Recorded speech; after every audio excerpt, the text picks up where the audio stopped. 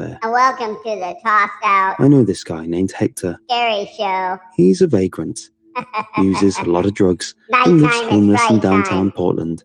Hope you can hear it and I first enjoy met it. Hector years ago when I was at a job site down there. He looked pretty miserable in the rain, so I thought the least I could do was give him $10.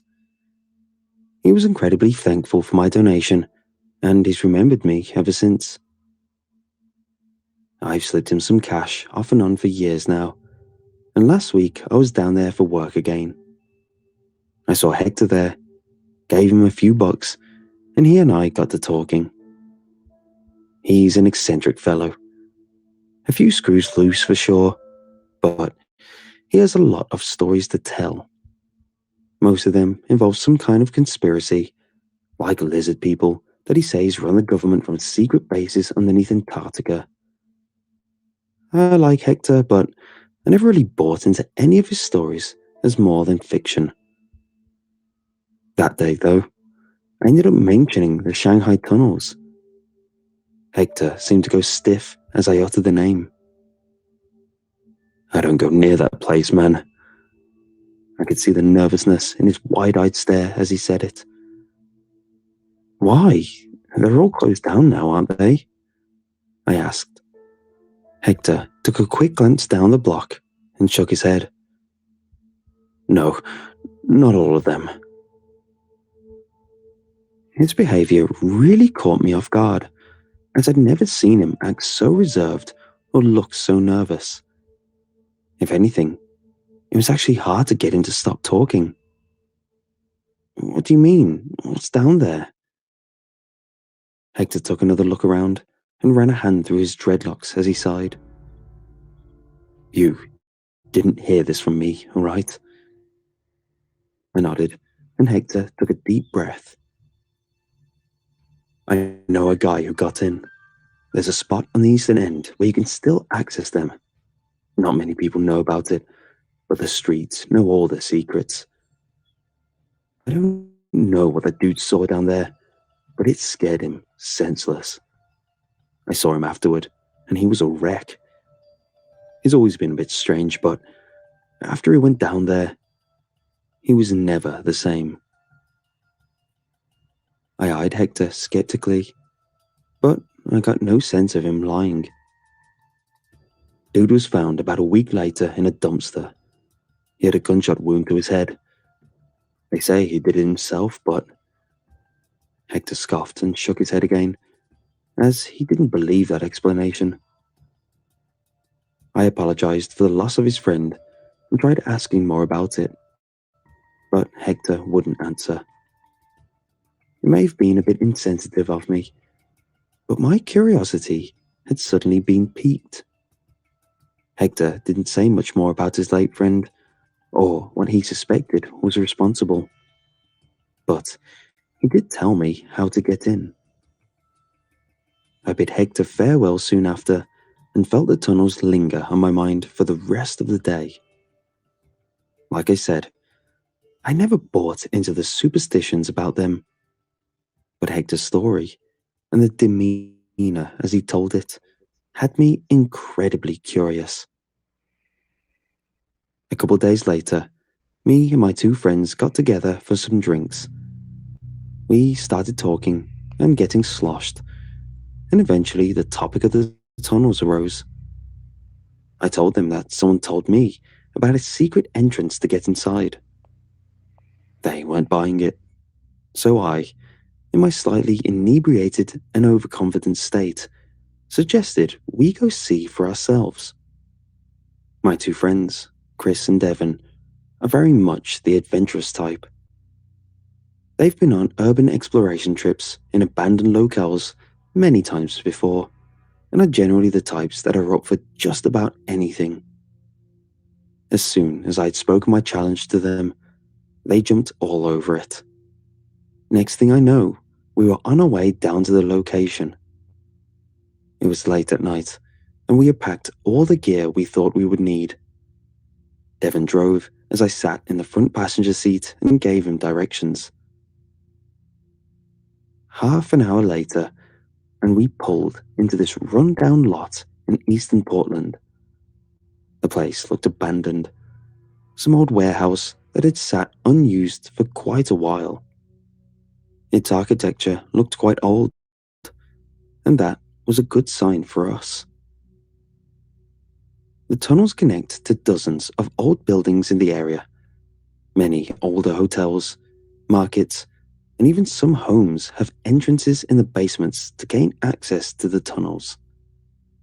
Like I said earlier, most have been sealed up by this point, but apparently, not all of them.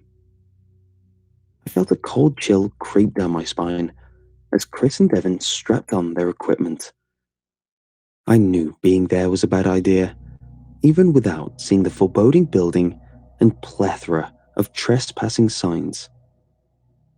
Yet despite that, I was determined to see the elusive tunnels for myself. We hopped the fence and made our way through the lot and towards the chained-up door. Luckily, it was mostly for optics, and we were able to slide right between it and the rusted metal door. Once inside, I felt a blanket of dust fall around us. Chris shined his flashlight around, illuminating several empty corridors. Old crates and piled-up garbage filled the floors, and the walls were decorated with all manner of graffiti. The two of them didn't so much as hesitate and quickly moved through the forsaken building to try and find the entrance. I did my best to recall Hector's instructions, and within a couple minutes, we found the stairs that led to the basement. Chris went first, with Devon following behind and me bringing up the rear. The basement was in an even more abysmal condition than the ground floor.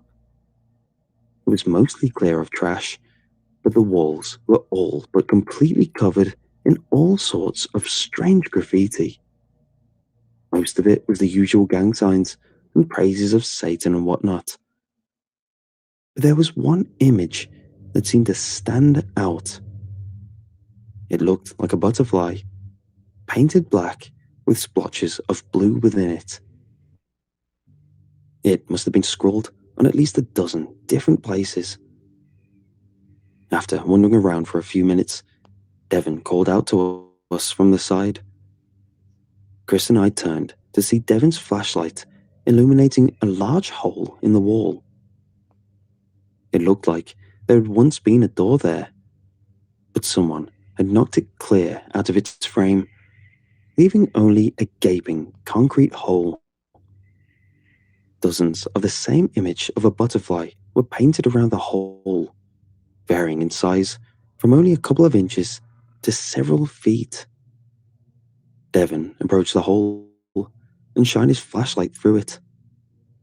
I crept up behind him and saw a dark, narrow corridor on the other side. The ground was wet, and somewhere in the distance, I heard what sounded like running water. A cold chill swept down my spine as I eyed the long, desolate passage. Even in that moment, it felt like a bad idea, but ego wouldn't let me say it.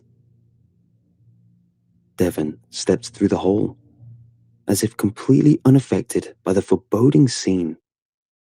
Chris followed a moment later, and I reluctantly did as well. Both Chris and Devon have extensive experience in exploration and splunking, and I chose to trust them rather than my gut. The three of us made our way into the tunnel, taking care to remain as silent as possible while observing all that we could.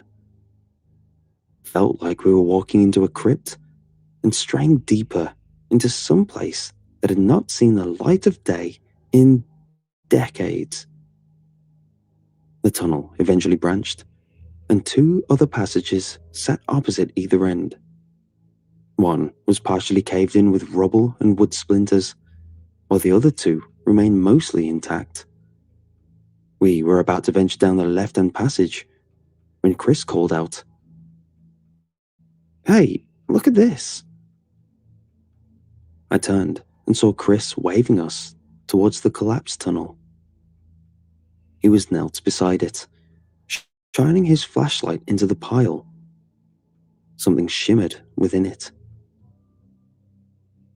Chris put his hand in as the two of us approached and pulled up a small, metallic chain with a heart-shaped locket. It was quite rusted, but there appeared to be a word engraved upon it. Desiree. Chris read the name and looked back to us. Wonder where she went? A small grin crept across his face, but neither of us responded. He got back to his feet, and the three of us pushed onward. A couple minutes later, as we were walking down another separate concrete hallway, Devon suddenly paused. He held up a hand, motioning us to freeze and be silent. We stayed put for several seconds, but I didn't hear anything. What is it? Chris finally asked in a whisper. Devon remained silent a couple more seconds, then shook his head slowly. Nothing, I guess. I saw a brief look of concern flash across his face, but I said nothing. By that point, we had travelled pretty deep into the tunnels, and I was desperately wanting to turn back. I didn't, though. I refused to be the one to back out first, as I knew neither Chris or Devon would ever have let me live it down. We pushed on, around another corner, and into a wide open chamber. A few rats scurried away as we entered, and the sounds of flowing water had grown louder. Around the room, there were old garments of clothing scattered about. They were filthy and looked as though they had been there a very long time. The three of us spread out in the room and began to inspect the area. I saw old jeans, a couple pairs of shoes, and other random articles of clothing. The place smelled terrible too, like mildew and sewage. I was finally about to suggest we head back when something on the hope you wall all caught my enjoy attention. these scary stories. Another drawing of a butterfly. I felt my heart sort of recoil in my chest as I beheld the uncanny depiction. I can't even fully explain why, but something about it was almost haunting to me. Maybe it was just the environment that did it, but I could have sworn I recognized that image from somewhere. I don't think we should be here, Devon suddenly spoke in a whisper.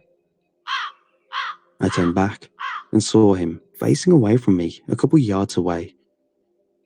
Chris looked back from the other side, and he and I exchanged a confused look. Chris then chuckled. Too spooky for you, huh? Chris asked. Devon didn't reply. He just lifted a hand and pointed to something in front of him. My heart began to pump furiously, and I quickly walked over to Devon's side. That's when I saw it. On the ground where Devon was pointing was a random assortment of what I initially thought were smooth, slender rocks. It took me only a second to recognize what they actually were. Bones. A large pile of bones. Chris saw it too, but he just scoffed. You guys are letting this place get to you. It's just the remains of some animal. Devon immediately shook his head and picked up a piece of rebar from the ground. He then began to prod the pile until one unique piece of bone fluttered out. There was no question anymore, as the small, curved bone was unmistakably the lower jaw of a human. Chris didn't have an answer for that one. None of us did, and we just stood there in a stunned silence for a moment. I swear it became so quiet I could hear my blood pumping through my veins. I then realized how vast that pile of bones truly was, and I knew it was way too large to belong to only a single person. Suddenly, there was a loud bang that reverberated through the cavern. It sounded like a metal door slamming hard against its frame. The sudden calamity caused me to jump, and the three of us stepped back to gaze down the tunnel where the noise had originated. In the distance, I began to hear the ever so slight sound of footsteps, wet and flapping against the wet, squalid ground. They were coming towards us. "Let's get the hell out of here," Chris suddenly spoke. We turned to do just that, but Devon continued to stare. The footsteps then suddenly halted down the labyrinthine corridor ahead of us. A vague silhouette suddenly emerged from the shadows. I always thought it was just my mind playing tricks on me. Until it moved. In a split second, we lost all sense of rationale and composure, and the three of us panicked and lurched into a full sprint. All our thoughts of exploration vanished immediately as our minds flooded with adrenaline and terror. I ran as fast and as frantic as I ever have in my life. We rounded the corner to retrace our steps back, using only our measly flashlights to guide our way. Chris and Devon were ahead of me, and suddenly I felt my foot fall on something unstable. I felt my ankle twist and give out beneath me with a painful crack before plummeting hard into the wet ground. My phone fell from my hand, landing so hard that I heard it shatter on impact. Chris and Devon didn't hesitate, and within seconds, I watched their lights disappear down the corridor. I screamed out for them, but they must have not heard me. As my only source of light had broken, I found myself alone in the dark, but not as alone as I would have liked. I tried hauling myself to my feet, hoping the adrenaline would be enough to overcome the searing pain in my mangled ankle, but it wasn't. My jaw clamped down hard, and I fell back down to the ground with a whimper. I was about to try again, driven by the terror I felt, when I heard a rock scamper across the ground somewhere behind me. I froze and felt my hands trembling beneath me. Footsteps echoed behind me, and I could do nothing in my injured state aside from try to remain hidden and pray. I knew it wouldn't work, and whatever it was seemed to know exactly where I was, even in the pitch black. It strolled up right behind me, stopping just a couple feet away. I learned the true meaning of deer in the headlights in that moment, as I found myself so absolutely petrified that I couldn't even move. "Please, I'm sorry. I'll never come back, I promise. Please, just let me go." My words echoed throughout the dark halls, but there was no response. I thought I was about to be murdered by some deranged, sewer-dwelling lunatic, or torn apart by some otherworldly entity. It took a few more steps towards me. Suddenly, I felt something grab my shoulder. It was cold. So unbelievably cold that it almost felt like a hornet's sting against my skin. It gripped down tighter, causing an immense pressure against my skin. It may have been just my frantic mind trying to cope with a traumatic situation, but I could have sworn I felt something then. It was something more than a physical pain, deeper and more personal. Someone allowed me a glimpse into the depths of their soul. I can't explain it. Get out. They'll find you. The voice that had spoken sounded like that of a young girl, not threatening or malicious in any way. If anything, it sounded like a voice filled with despair, an all-encompassing sorrow that I suppose I could never fully comprehend. She then let go of my shoulder, taking the pain with her as the footsteps sauntered away back into the tunnel.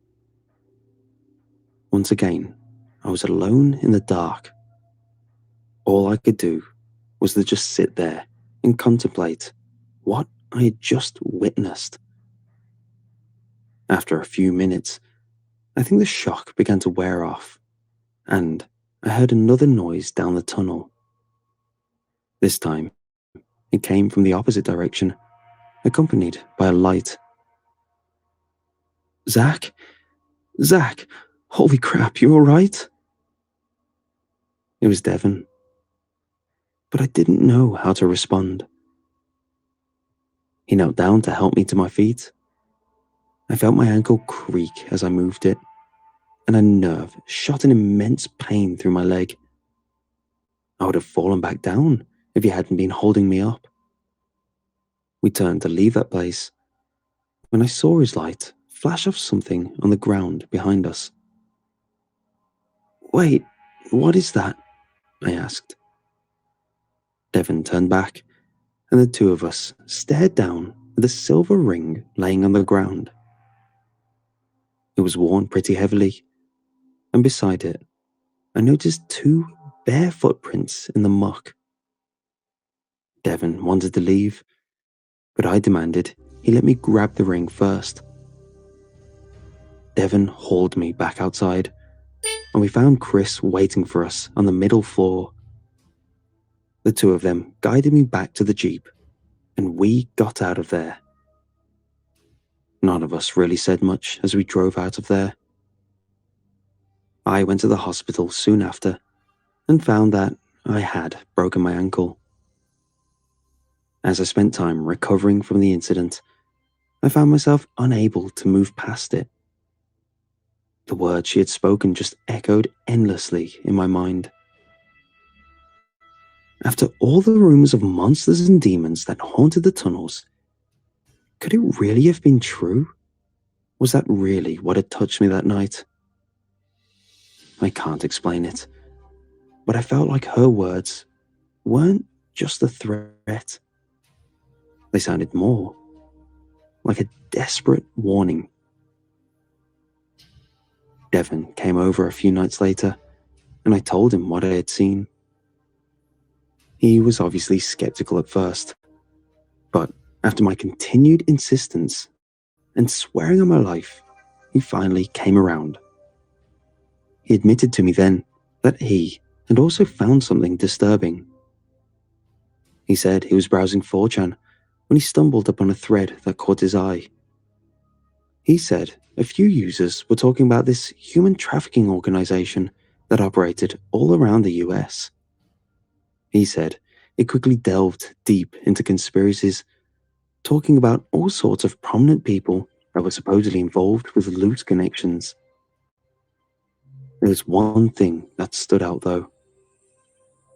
The butterfly. Apparently, Anon believed this butterfly symbol was like their specific symbol. Devon said the images they posted looked almost identical to the ones we had seen painted on the tunnels. I didn't want to believe it was connected, but I couldn't deny the possibility. I wanted to call the cops, but Devon refused, saying they'd never believe our story. He had a point, but if what we suspected was going on was true, then we had to do something.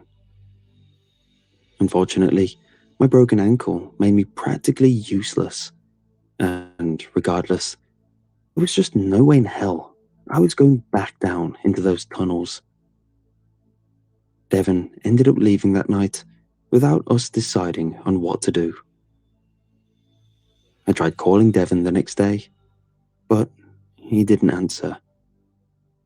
I figured he was just busy with other things, but a few days later, he finally got back to me. Devon texted me during the day, saying he desperately needed to see me. He was almost frantic when he arrived, and looked like he hadn't slept at all since the night we went down there. He kept saying he had to do something, seeming almost remorseful for his actions. He then did something I had never seen him do. He started to cry. I couldn't just leave it alone, man. Cops never would have believed us about all this. I had to do something. I put my hand on his back and tried calming him down, but it didn't seem to do much. Devon? What did you do? He shuddered and then took a deep breath as he wiped the tears. I went back. My eyes turned to reflect his mutual horror. What? I had to, man. I had to find her. To see. He broke down again, shaking his head back and forth. I found her. She's gone. Devon broke down again, and I actually hugged him as I tried reassuring that it wasn't his fault. None of it was. And yet, that didn't seem to stop the anguish from pouring into my gut. Devon also mentioned he had lit a large fire on the premises of the entry point as he left. He figured that would be enough to lure the cops there. And he was right. Eventually, they took a team down into the tunnels and discovered what we had feared the most. Multiple bodies were recovered from the tunnels, most of them young girls, but there were also a few men in the midst. They'd been down there a long time, with most of the corpses having long become skeletal. Whoever it was that was responsible for their deaths was long gone. That would have been heartbreaking enough on its own, but then it got worse. They found one corpse that was much newer than the others. Another young girl of 16, and although partially decomposed, they were able to identify her. She had been there about 3 months, and the autopsy confirmed all the most horrible things I had dreaded to hear. Things so terrible that I won't even justify them by putting them in words. Her name was Desiree. I looked up her full name online, and after doing some digging, I found her still active Facebook profile. Her friends and family had plastered her wall with well wishes and grief at her fate. She also had a video on there where her and some friends were on a trampoline messing around. My heart sank like a lead weight as I heard her speak. It was a voice I will never forget. The same voice of the girl that had spoken to me that night in the tunnels. But that was impossible, as she had already been dead for weeks by the time we went down there. I don't know how to explain it, but I know what I heard. And now, I will never forget. The police investigation is still ongoing, but considering recent events of incompetence that have led to the apparent suicide of high-profile human trafficking operators, I wouldn't hold your breath. No doubt these people would just lay low for a while and then eventually spread their malice elsewhere. Portland Portland is is a infamous scary for human place. trafficking, and it seems this group may have been, or still are, at the epicenter. Portland does have underground tunnels, and it is a scary place. Ever have any form of justice? This revelation hit me pretty hard, but not as hard as it hit Devon. I haven't seen or heard from him since that night he told me about all this. Last thing he said to me before he left was something along the lines of how, quote, something needs to be done. I don't know where he is now. I really wish I could give some kind of closure to all this. Like there's some silver lining or justice for Desiree and all the others. But I guess things just doesn't always work out that way. For now, I can only hope that no one else has to suffer something as terrible as Desiree did. We set out on our little expedition into the tunnels, having heard stories of demons and monsters. We found out those stories are true, but not in the way we expected. I know it sounds cliche, but it really is people that are the real demons, and it always has been. Beware the butterfly men, and stay far away from the Portland tunnels.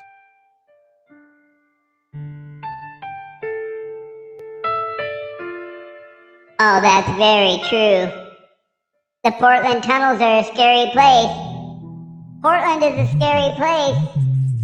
Go check out Multnomah Falls late at night and go walk up to the top and tell me it's not scary. Really, you will see things. But when I first participated, And things will see you.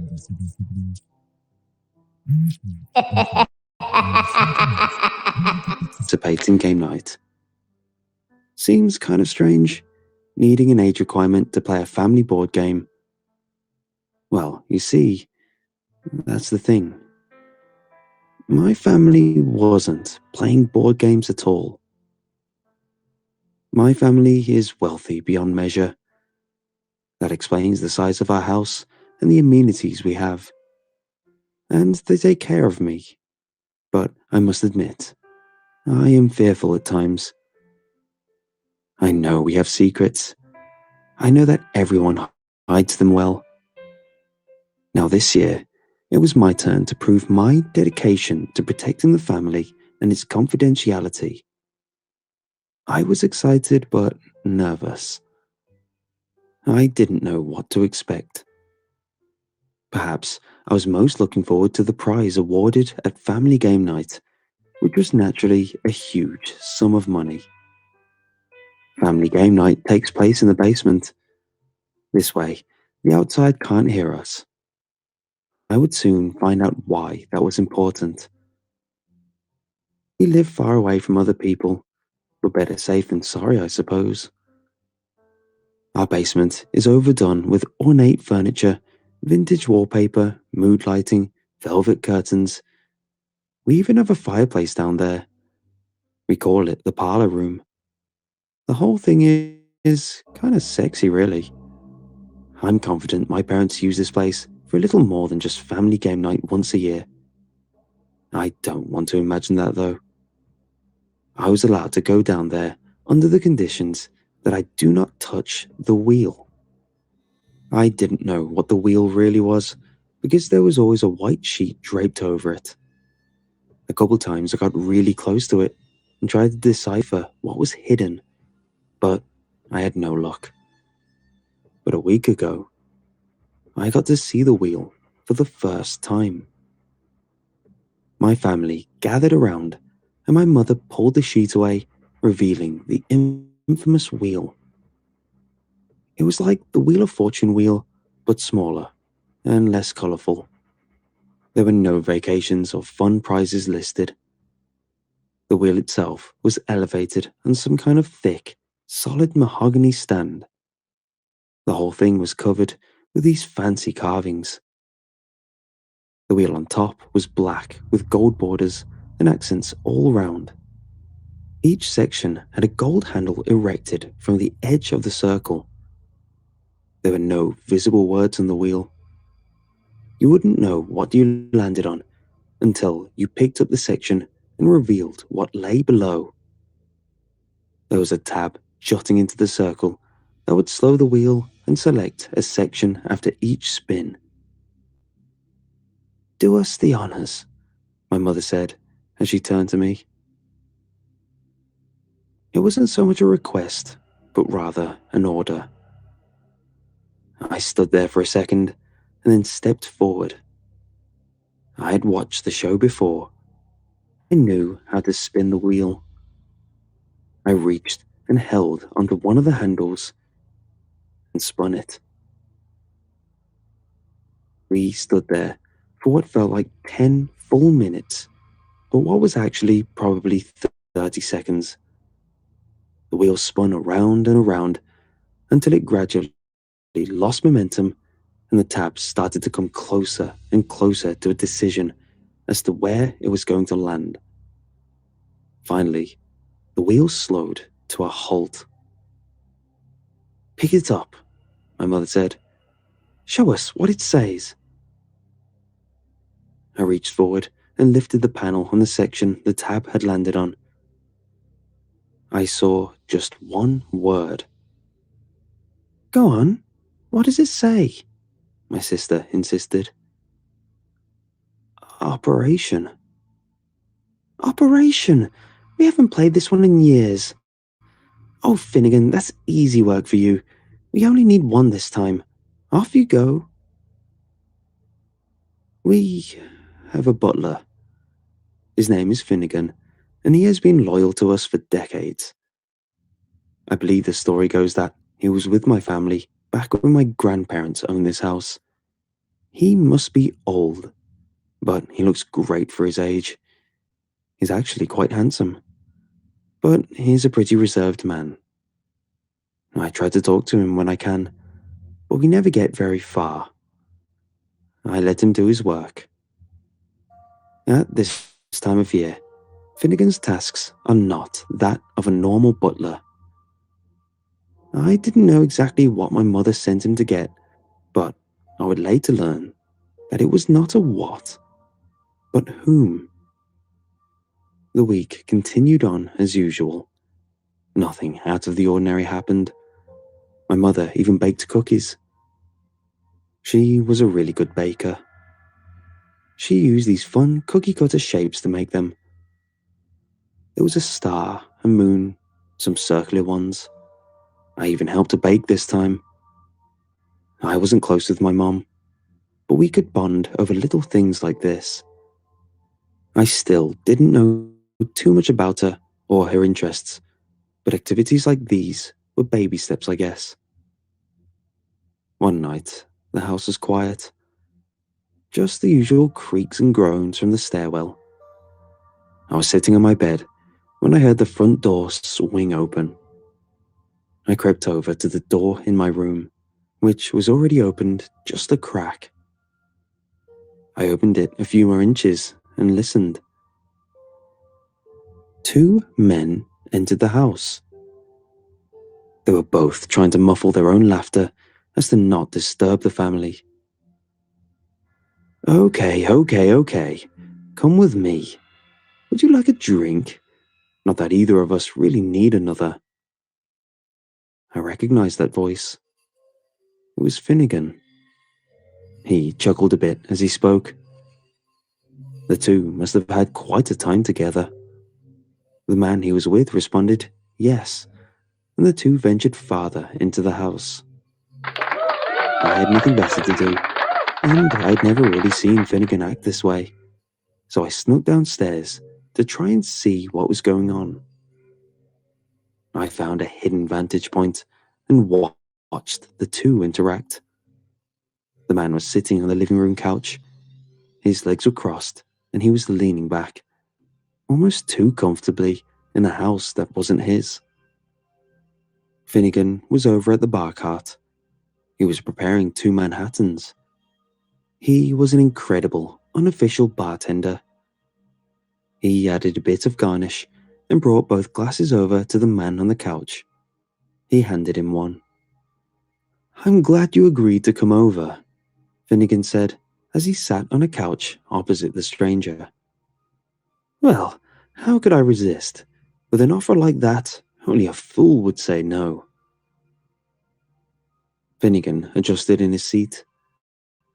The two of them talked for a bit before Finnegan asked a disturbing question.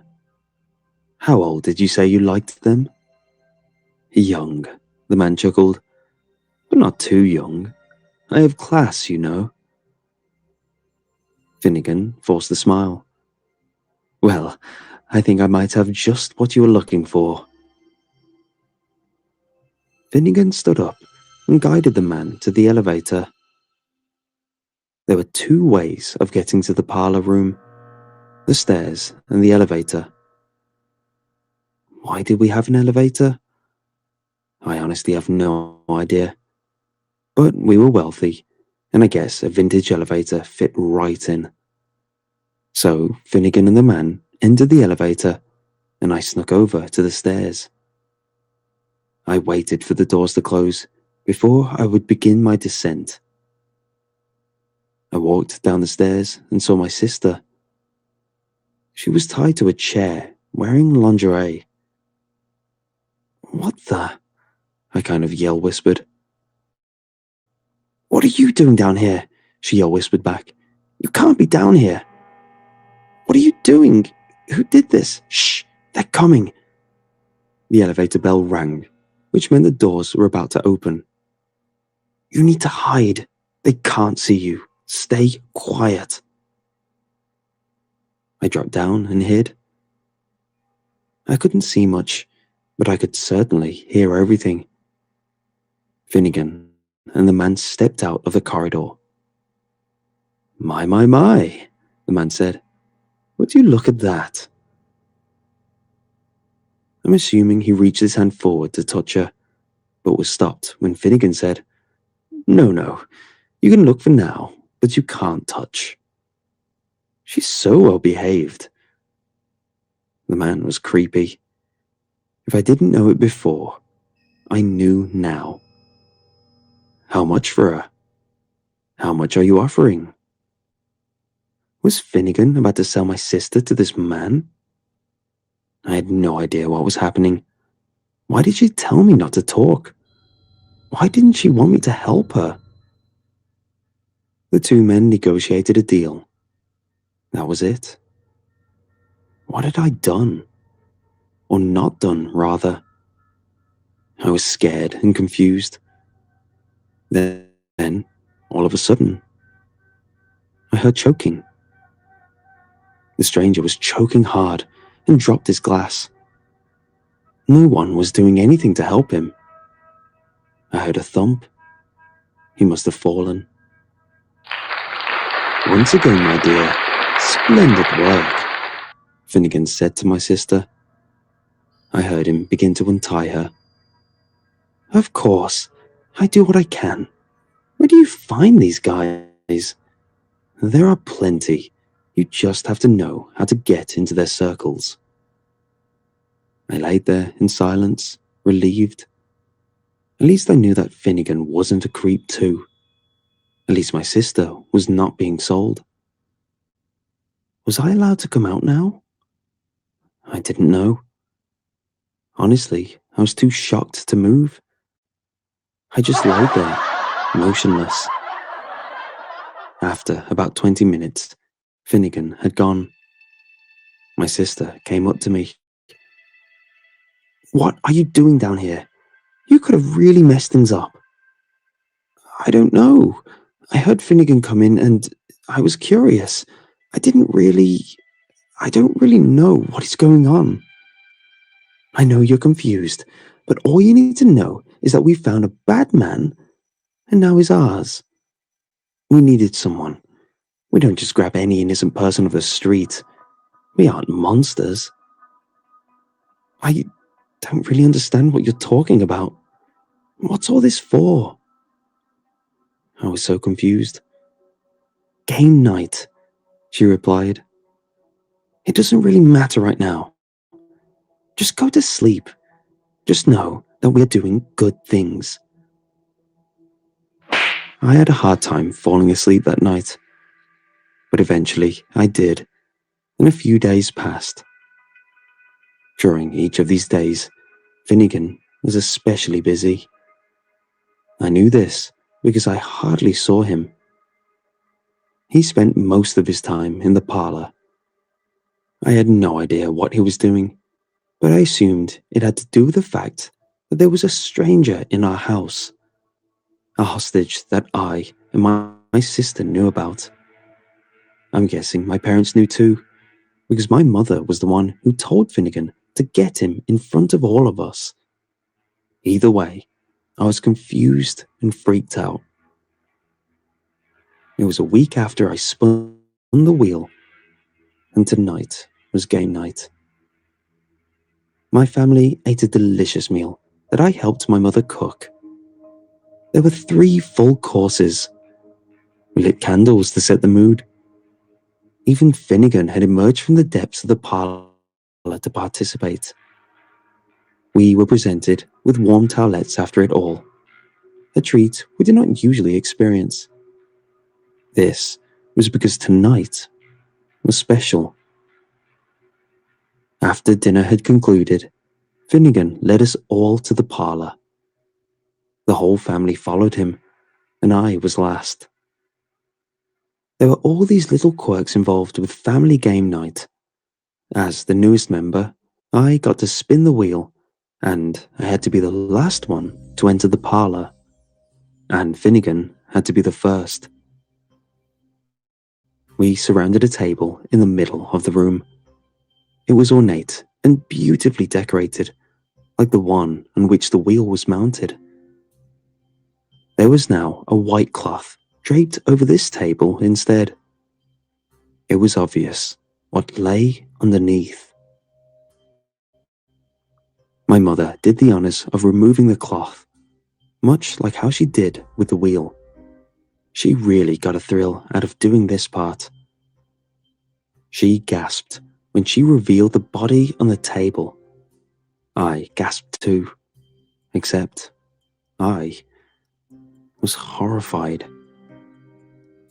My mother and my family were in awe. I felt like I was going to throw up.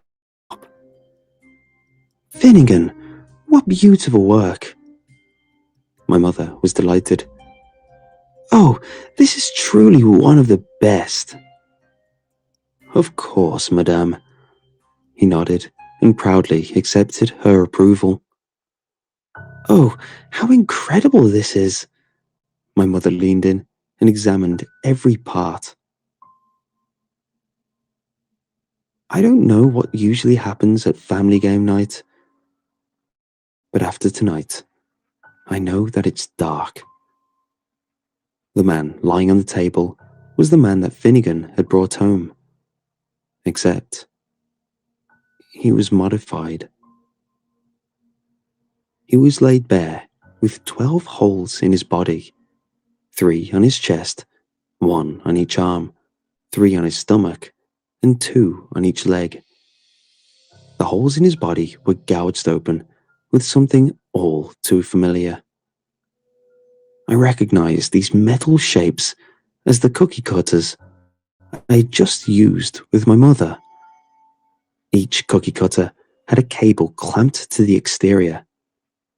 The wire attached to each clamp was hooked up to a big battery that rested behind the man's head. And finally, in the man's mouth was a ball gag, one of the red ones, and this too was modified into some sort of light source that attached to the battery. After I took all of this in, I understood what this family game night would entail.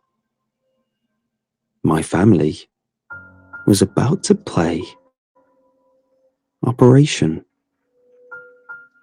The rules of this game are as simple as can be, my father chanted. Use the tongs, he said as he raised the pair into the air, and pull out the objects within. My father then demonstrated the action on one of the man's stomach holes. But don't hit the metal. He deliberately hit the metal cookie cutter with the metal tongs, which sent a shock throughout the body of the stranger. He was strapped down, and his body shuddered as he felt the shock, and the light on the ball gag lit up. He was awake now. I don't know what was going through the man's head. Was he in shock? Did he truly understand what Finnegan had done with his body? His head was strapped down too, so he couldn't look down to see the truth. He screamed for a bit, or at least tried to scream, as he also avoided choking on his own saliva. His cries for help devolved into a whimper. Also, the anesthesia will wear off as the game progresses, so he will feel far more than just the shocks.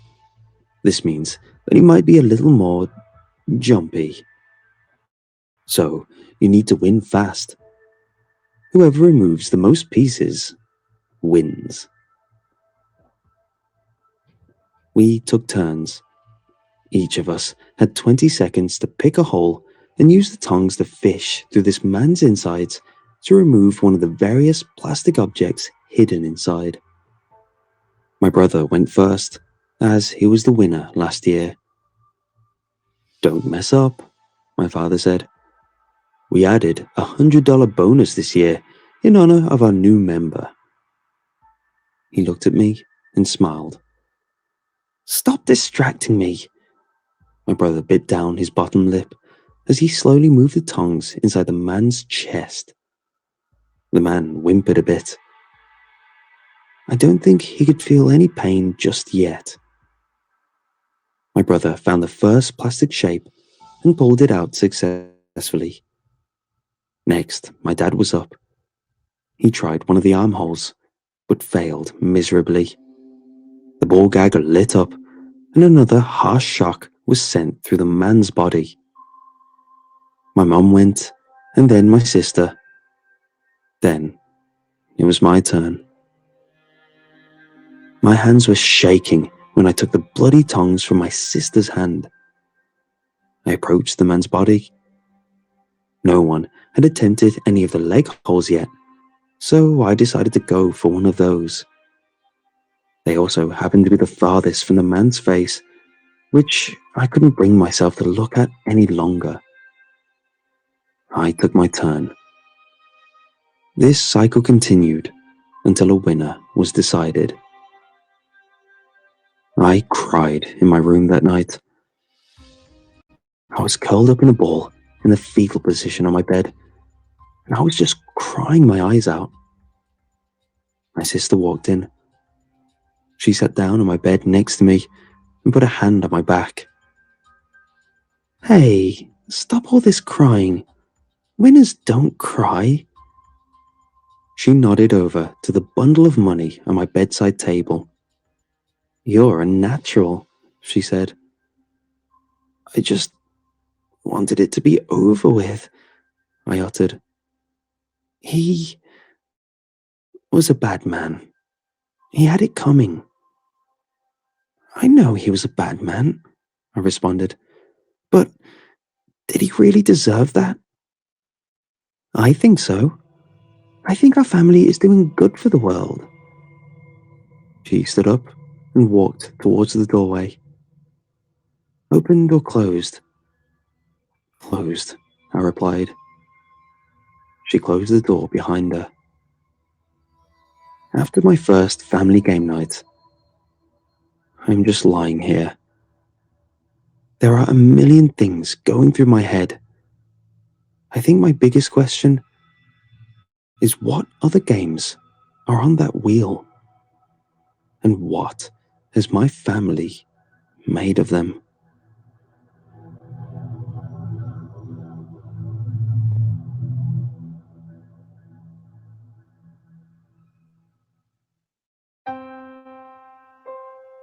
I've worked at this place for as long as I remember, and it's I love scary stories.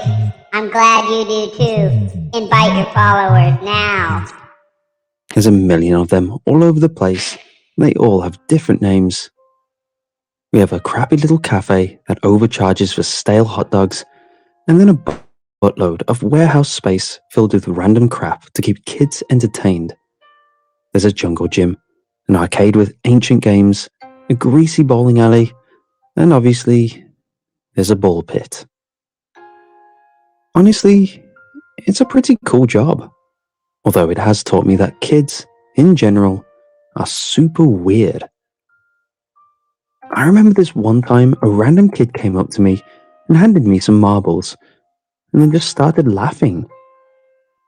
It took me a few minutes to get it out of him, but he told me that he shoved the marbles up his butt, and now I was touching his butt marbles. And he just thought it was the funniest goddamn thing anyone has ever done. Ever.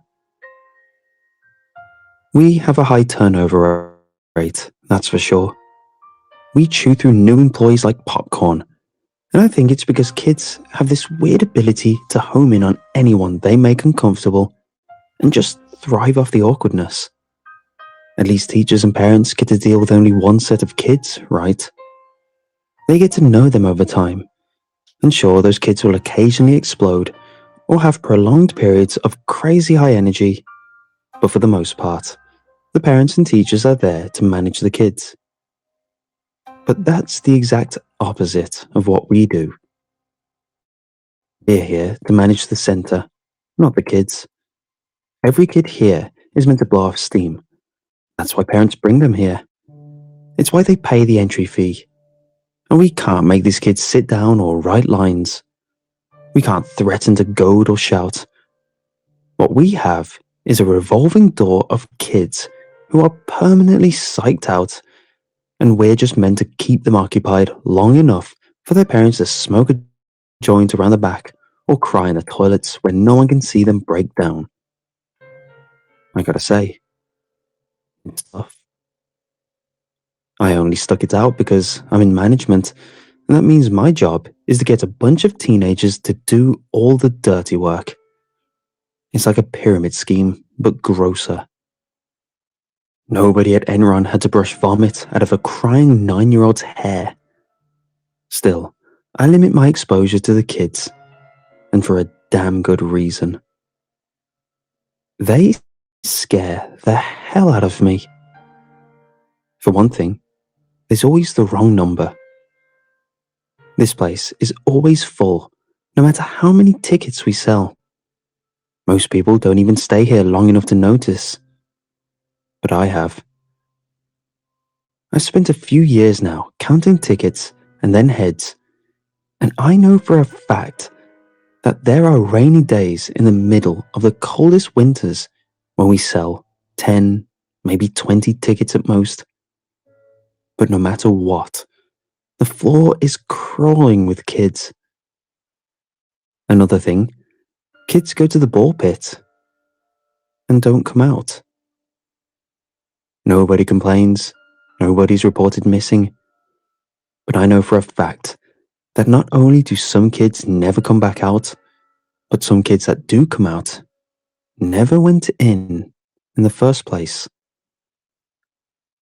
I already know what you're thinking, that I'm nuts. But I once trialed a photo day just to confirm my suspicions. I took pics of the kids and parents coming and going. I said it was for a competition. And I swear to God, I have dozens of photos of parents coming in with one kid and leaving with a totally different one.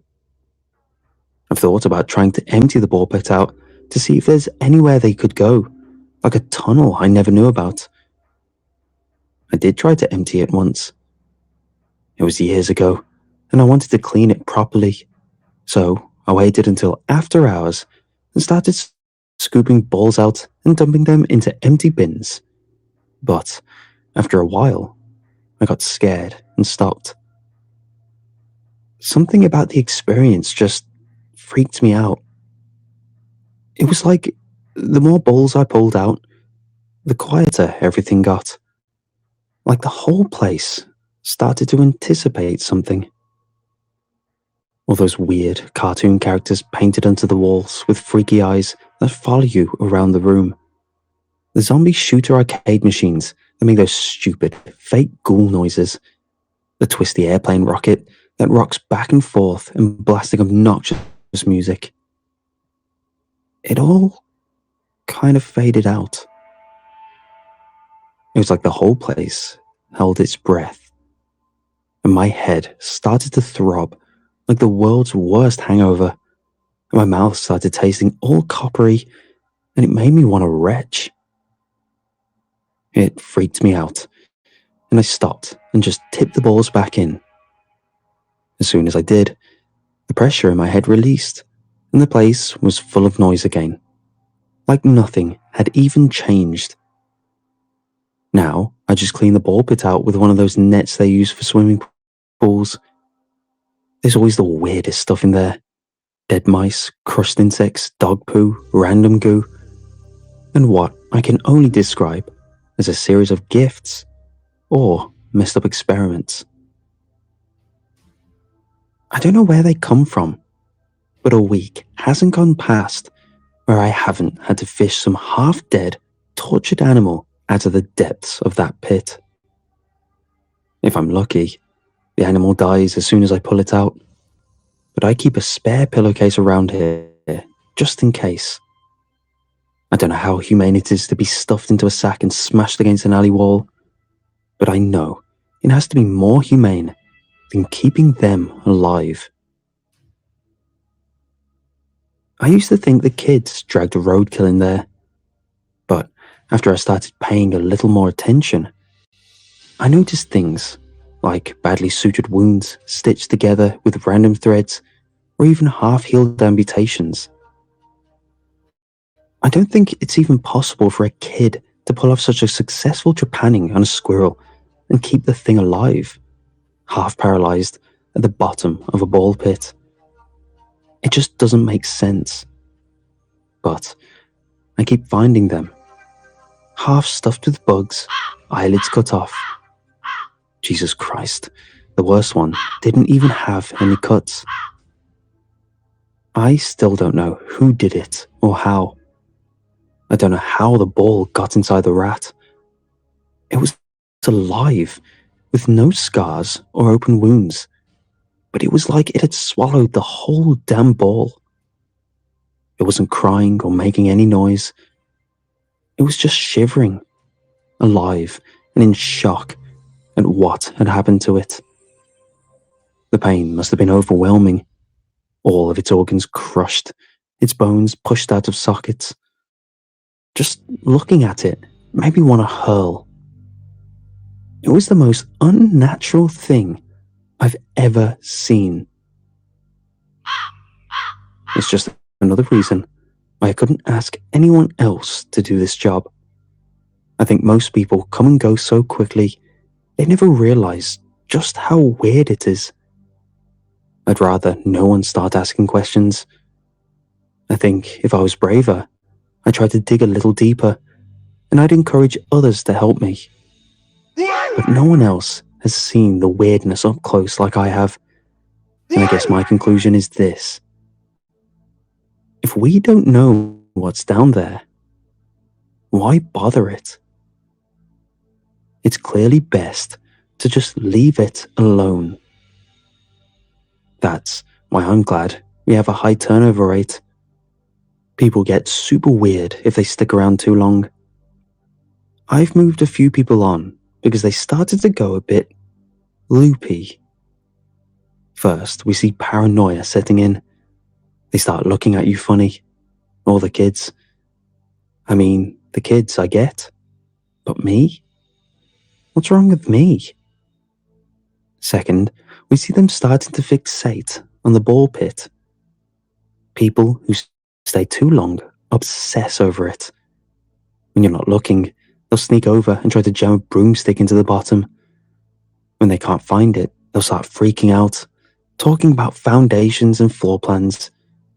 Finally, the worst ones will start trying to go over my head and speak to corporate. They go nuts asking questions and ringing numbers and just bugging me over and over. If you're not careful, they can actually become quite threatening. I know you wouldn't think it, but people get really wound up about this kind of stuff. One girl I had to call the cops on. She developed a real unhealthy interest in me. She even asked me where I lived. She wanted to know where I slept and ate and who my parents were. Even after I fired her, she kept coming back, even tried to burn the place down. I think this place messes with people's minds because she started talking about how the number to HQ just went to my office.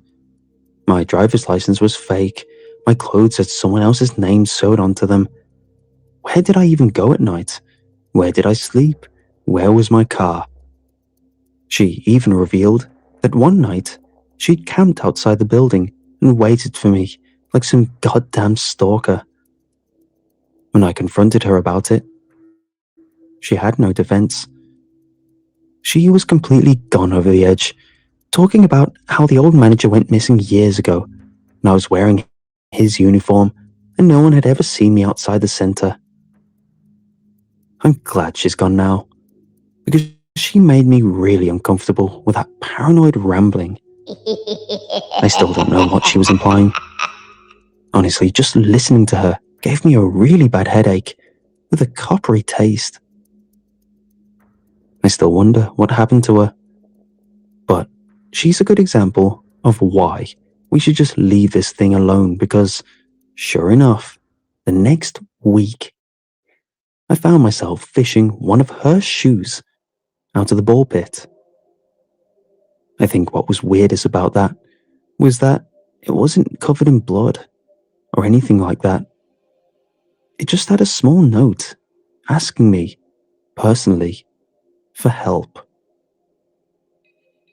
She was so troubled. I tried to tell her to stop, tried to give her some clue. When I'd fired her, just before the stalking started, she started asking me all these questions about how long I'd been working here and whether I'd seen the bottom of the ball pit. And I kept trying to tell her, I've been here for as long as I can remember, and I'm pretty sure the ball pit is bottomless. Well, now she can be sure about it too.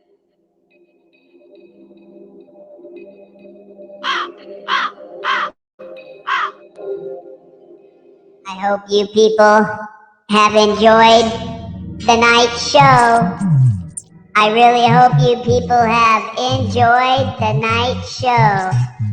I mean, who does this kind of thing? Nighttime is fright time. The evening show with Tossed Out.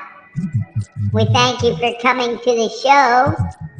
Tell your followers they can come back and watch a replay. Warning, some of these stories can be disturbing.